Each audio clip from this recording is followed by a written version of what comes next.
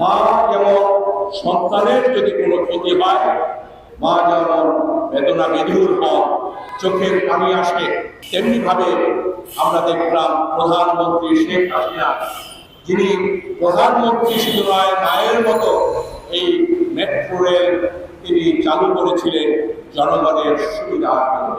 সেই জনগণের সুবিধার জন্য এই মেট্রো রেলের ধ্বংসযজ্ঞ যখন দেখলেন, স্বাভাবিকভাবেই প্রধানমন্ত্রী হিসাবে তিনি সবচেয়ে বেশি কষ্ট পেলেন, চোখের পানি তিনি রাখতে পারলেন না। তিনি আজকে চোখের পানি ফেলছেন, কিন্তু সাংবাদিক সমাজ এবং এদেশের মানুষের পক্ষ থেকে আমরা এই কথাটাকে বলতে চাই, আপনি মেট্রো রেলের ধ্বংসযজ্ঞের জন্য পানি ফেলেছেন, কিন্তু যারা এই মেট্রো রেলে আগুন দিয়েছে, যারা আমাদের সাংবাদিকদের হত্যা করেছে, যারা সাধারণ শিক্ষার্থীদের নিহত করেছে, যারা এদেশের রাষ্ট্রীয় সম্পদ ধ্বংস করেছে, তাদের দমন করার ক্ষেত্রে কোনো দুর্বলতা আপনার কাছে আমরা প্রত্যাশা করি না।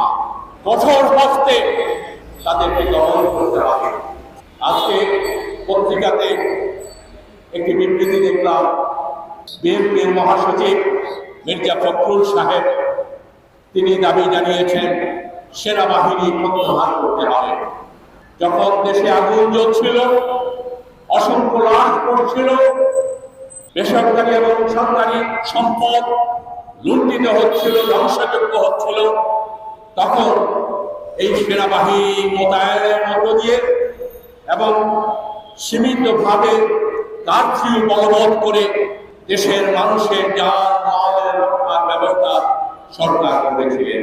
আমরা সরকারের এই পদক্ষেপকে, সেনাবাহিনী মোতায়েন, কারফিউ সীমিতভাবে বলবৎ রেখে এদেশে শান্তি প্রতিষ্ঠা করার জন্য, জনজীবন স্বাভাবিক করার জন্য যে ব্যবস্থা সরকার গ্রহণ করেছেন, আমরা সাংবাদিক সমাজের পক্ষ থেকে এই পদক্ষেপের প্রতি আমাদের সমর্থন জানাচ্ছি।